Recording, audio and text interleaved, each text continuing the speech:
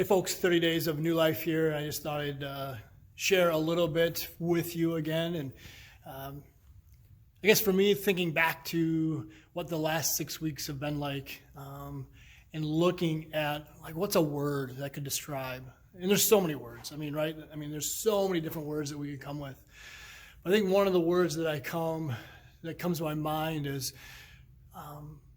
that word adapting, right? Adapting or adjusting. And all of us in so many different ways have had to adapt and adjust to what's been going on within our society, within our schedules, within the things that we have so valued and appreciated.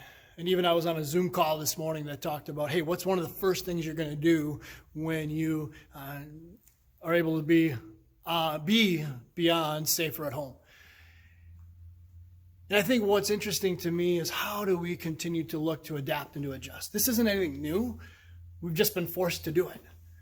I look at even this past week, and maybe you know that I'm wearing glasses. I don't typically wear glasses. I've had to adapt because I have a little infection in my eye.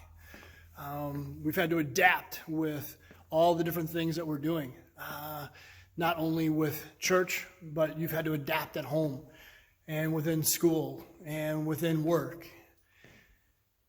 And I think it's interesting because we can look at that and we can say, you know what, I'm tired of adapting. I'm tired of adjusting. I want a new normal. But what does it really mean? What I think is interesting to me is that even though we have to adjust and adapt, there's one thing that doesn't adjust or adapt, and that's God's faithfulness. God's faithfulness is always there. It's always with us. And I encourage you maybe this week to take a look at a story in Genesis. It starts in Genesis chapter 37 and goes on into I think chapter 41. And it's the story of Joseph. And looking at all the different things that Joseph had to walk through, but knowing that God was preparing him for something more. It was God's faithfulness that was walking him through all the different ways that he had to adjust, to adapt. And so during this season, I want to encourage you to be able to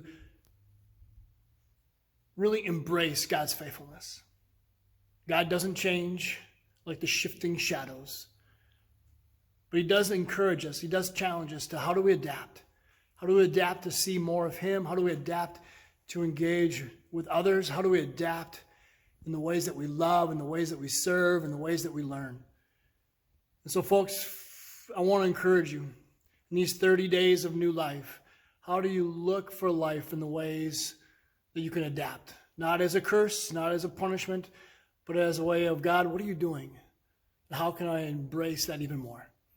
Thank you, guys. Have an awesome day.